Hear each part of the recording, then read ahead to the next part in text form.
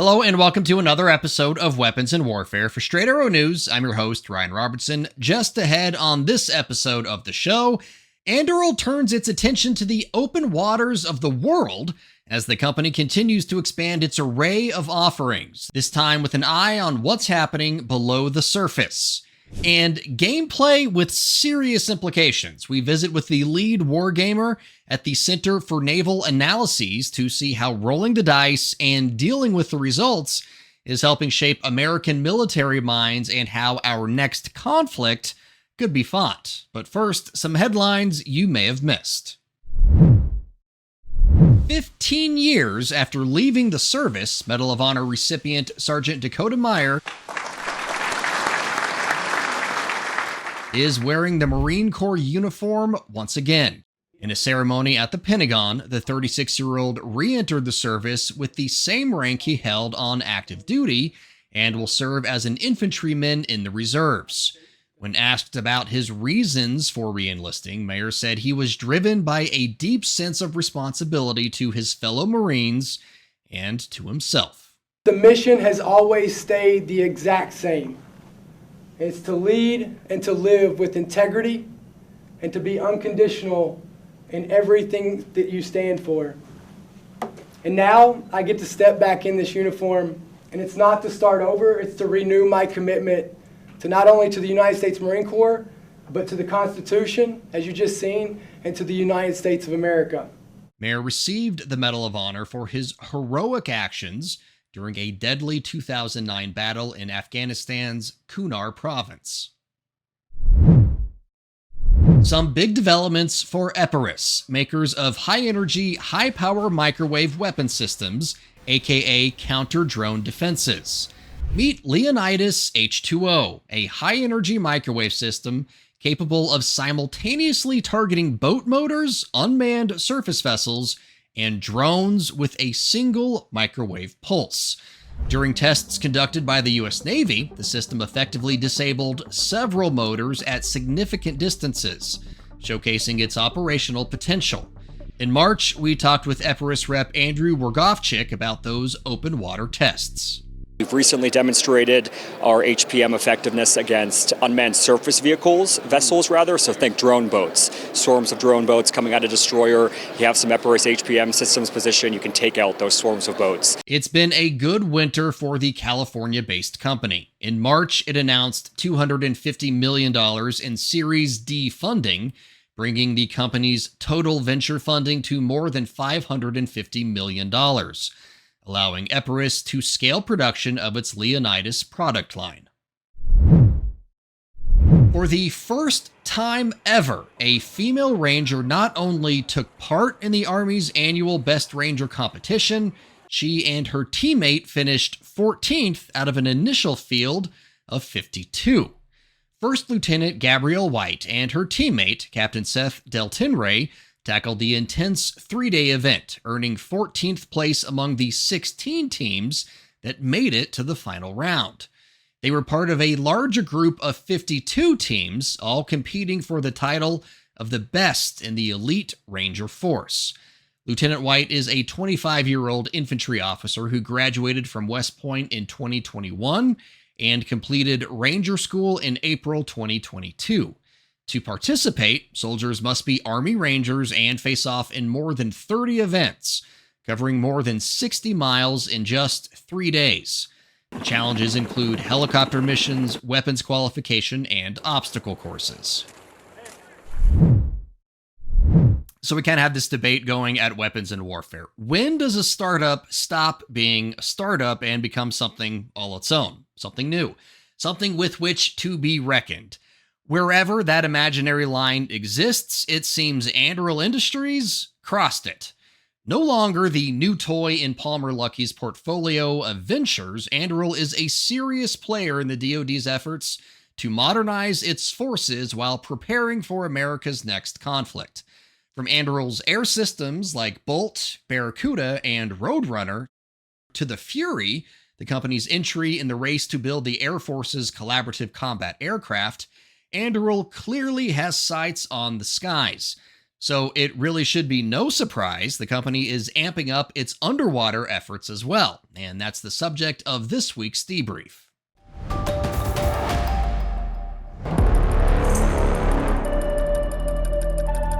With a marketing look as distinctive as the approach to developing new hardware for the Department of Defense, Anduril's launch of its underwater systems, the Copperhead and Sea Sentry, marks its latest salvo in the race to build affordable, sustainable options for the DoD. The whole intent here is to create a new type of subsea effector to deal with the proliferation of enemy UUVs, particularly the PRC. Also Russia are getting very good at this. So why spend a very expensive weapon like a Mark 48 on a UUV that's perhaps like a fifth of the cost? So we created this particular system, which is a fraction of those to address the new targets that are proliferating in the maritime space. To do that, Anduril built a couple distinctive variants of the Copperhead AUV. One of the variants, if you will, of the Copperhead is the Copperhead M, which is the munitions variant. So in effect, that is a torpedo. So the two different sizes, the Copperhead 100 is a 100-pound payload, the Copperhead 500, 500-pound payload. And that basically kind of tracks generally with the Mark 54 torpedo, which roughly has a 100-pound warhead, and the Mark 48, which roughly has a 500 to 600-pound warhead. Not content delivering payloads, Anduril is also developing an AI-powered sensor called Seabed Sentry that connects users to the ocean's depths. By placing these sensors in large enough numbers, Anduril can create a wireless network allowing operators to monitor and communicate underwater in real time, making it possible to constantly watch maritime assets and infrastructure. This particular system is completely cableless. So it comes out of, it can be delivered clandestinely by the Dive XL, which is super important because you don't want your security cameras in places that the threat knows. Whereas these cabled systems, they're laid by big ships. So you know exactly where the surveillance system is going to be. So we're just providing this different approach. Given Anduril's work with autonomous vehicles, you might think its underwater systems would operate much like the aerial systems, but that would be a mistake. According to Shane Arnott, Anduril's Senior Vice President of Programs and Engineering, the sea is pretty unforgiving when it comes to communication. Your GPS denied the whole time, you've got no access to satellites. So it is a real masterclass for autonomy to do that. But absolutely, all of our systems talk with each other. They're all talking the same language using Lattice AI, and that gives us the ability to school or to team all of our different systems together to achieve kind of combined outcomes, if you will. So, while visiting with Arnott, we discovered an Anduril partnership with another startup that we've profiled here on Weapons in Warfare, Sharrow Marine. The Michigan-based startup that's leading the way in propeller innovation can be found on an array of Anduril's AUVs. So Sharrow, best in class when it comes to efficiency of props. We've been working with them on some other projects that aren't public, and it was an easy read across for them to come onto this particular system in the Copperhead, and they're in an affordable category. Like you look at some of the props that are on the real torpedoes, they're incredibly expensive. The props alone would be the same cost as a full Copperhead. Finally, Anduril's big ambitions require some big real estate. Shortly after announcing the Copperhead and Sea Sentry platforms, the Orange County Business Journal reported Anduril would be renting some warehouse space a little less than a mile from its headquarters in Costa Mesa, bringing its total footprint in Orange County, California, to about 1.1 million square feet. The lease marks yet another step in Anduril's meteoric growth since opening shop in a small building near John Wayne Airport back in 2017.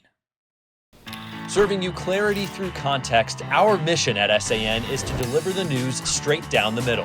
We're different from mainstream media because we spotlight distorted headlines and show you how to do it too. Discover stories that right and left-leaning outlets are choosing not to cover by using our Media Mist tool. Download the SAN app and turn on notifications to have straight facts delivered right to your phone or tablet, and get straight facts anytime at SAN.com. For much of what's on display at defense exhibitions, it's a lot like a museum. You can look, you just can't touch, which is what makes our weapon of the week so interesting. So they sent a bomber sortie in to strike the Russian airfield that was there. Nestled in the far corner of the convention center at this year's Navy League Sea Airspace exhibition was a display that invited passersby to not only stop and ask questions, but to literally roll the dice. Jeremy Sapinski is the lead wargamer at the Center for Naval Analyses, more commonly known as CNA. He's in charge of organizing and developing the skills of their wargame design team, a group that designs around 20 games every year, each one created to explore specific customer needs. The number one question we always ask is, what are we trying to do with the game, right? What is the outcome? How is the game fitting into a research or an analytic or an educational portfolio for where it's trying to fit? It's not all about, hey, I've got this combat position, let's do more of this. It's always, what are we trying to do? At CNA, we design war games to fit into whatever problem space our sponsor is actually looking for. Once CNA's wargamers determine their objectives, they analyze the game and consider what contingencies and concerns might evolve during play. Then they set up a wargame focused on that operation, ensuring it encourages players to explore what-if scenarios. And we play through those what-if scenarios, and our data collectors are going to record what happened, why, what are some of the contingency planning exercises that need to be considered, so we can write a report about, hey, have you thought about this, have you thought about this, that goes back to those sponsors and helps them to understand what they may or may not need to think through in the whole problem space. Sapinski says the war games enable participants to engage in realistic simulations that hopefully spark discussions around decision-making, operational planning, and contingency scenarios. So we hope that our sponsors take the output of that game and use them to decide where they really need to be thinking about, so that way they can decide where and how to put their efforts in the future. Let it really inform their decision-making. Over the course of a decade at CNA, Sapinski estimates he's designed more than 60 war games, and every year he and a team of 12 execute as many as 20 of them for their customers. One thing he was quick to point out, war games are just one piece of any eventual solution. I've been talking a lot about analytic war games, but war games provide an immersive educational experience as well. But they're not standalone. They need to be emphasized from an analytic perspective with a real analytic plan and program that they're feeding, and from an educational perspective with a real educational curriculum, so that way they're not standing all alone by themselves, and you get reinforcement learning and reinforcement analysis through all the other methods that really support what we call the cycle of research. That really is that feedback loop between exercises, analysis, and war games that helps you understand the full spectrum of conflict. Sapinski was also quick to point out the outcomes of their war games usually have long-term implications rather than immediate impacts, stressing they should not be used for quick decisions or major strategy changes. Instead, war games identify key issues for deeper analysis. $898 million. That, according to a newly released congressional report, is how much the U.S. Navy is asking Congress to allot in fiscal year 2025 for the carrier-based aerial refueling system. That number would greenlight the procurement of 3 MQ-25 Stingrays, marking the start of low-rate initial production from the folks at Boeing Defense. And that all brings us to this week's Comms Check. Back in 2016, the Navy decided to scrap its unmanned carrier-launched surveillance and strike program for the carrier-based aerial refueling system, or what came to be known as the MQ-25 Stingray, essentially an airborne gas station. The Navy said the MQ-25 would relieve FA-18EF Super Hornet fighters from having to conduct air-to-air refueling missions for carrier air wings. Fast forward nearly a decade, and the Stingray is getting closer to becoming a reality. Those aircraft in final assembly also represent us transitioning into the bespoke factory specifically designed for MQ-25, over 300,000 square foot of Henry Ford manufacturing production line, And so what that is going to do for us and the Navy is take us to ground test here soon. That'll lead into getting back in the air this fall. So first flight since we've done the last flights with the prototype that we talked about, I think, last year. And that'll roll into testing the aircraft on the aircraft carrier next year. And the intent for that, for the Air Boss, Vice Admiral Cheever, who was speaking about this here at Sierra Space, is to start deploying in 2027. John Scudi is Boeing's business development lead and advanced capabilities director. He says the timing for the next step in the Stingray's development could not be much better. You might have heard Secretary of the Navy talking about shipbuilding. Same thing in aviation, right? And so this is kind of the vanguard for autonomous platforms. The Navy is looking to us to have those autonomous behaviors and get the aircraft airborne to work on manned-unmanned teaming and interface with manned platforms, but also to lead that charge with some of the other things that we're doing for 5th, 6th gen aircraft that you might have also seen in the press here recently as well. It's that eye on the future that Scudi says is driving much of what's happening with not only the MQ-25, but the Department of Defense and America's allies. Having the ability to have this platform be the centerpiece and facilitate manned platforms in a different way by presenting sensors forward, maybe in a contested environment, those sorts of things, because that's one of the reasons why you have an unmanned aircraft. Getting those dirty, dangerous, and boring missions out of the way so the manned platforms can do their work in other domains or collaboratively is really important. And that collaboration is going to then help facilitate how we, naval aviation enterprise, and even Air Force and other air forces start to work together in that manned-unmanned trust to have all of the assets to be able to deter and defend. If all goes to plan and the Navy gets what it's asking for from Congress, the MQ-25 program includes a total of 76 aircraft, 67 for operational needs, with an additional 9 designated for testing and development. All opinions expressed in this segment are solely the opinions of the contributors. All right, well, that just about does it for this week's episode of Weapons and Warfare. As always, we want to encourage you to like and subscribe to our social media feeds and download the Straight Arrow News app today. For this week's wrap, the Weapons and Warfare team decided we should probably make the case it's time for America to get its act together, and quickly. Why? Well, let's just go ahead and take a gander at current global events that could impact U.S. national security, and keep in mind, this is not an exhaustive list. Obviously, there's the war in Ukraine, growing tensions in the South China Sea and Western Pacific, growing tensions between China and India, as well as between Azerbaijan and Uzbekistan. The Middle East, as always, is a powder keg, and Venezuela still wants to invade Guyana. In the midst of all of that chaos, at least 3 nuclear powers and American adversaries, China, Russia, and North Korea, are working together more closely than they ever have before, while also not so secretly helping Iran become the latest nuclear-armed member of Club Anti-America. And at home, instead of standing with our allies and facing these global threats head-on with a unifying sense of purpose, there's chaos. Whether it's the war on wokeness, the White House's trade wars, or its fight with federal offices, or the defense secretary reportedly sharing classified information yet again, but this time with his wife and brother and private lawyer over non-secured third-party apps like Signal.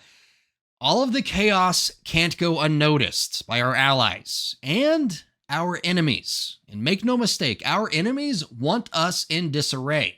Because while Russia or China may not try and attack the mainland US directly, if we're too busy fighting with each other, we aren't focused on what our real enemies are doing. And that could be more costly than any battle. I mean, our Secretary of Education pronounces AI as A1. Meanwhile, China could win the actual AI race without firing a single shot. George Washington once said, "To err is nature, to rectify error is glory." If we really want to be a great nation, we got to fix this stuff right now. For senior producer Brett Baker, video editor Brian Spencer, and graphics artist Dakota Patillo, I'm Ryan Robertson with Straight Arrow News, signing off.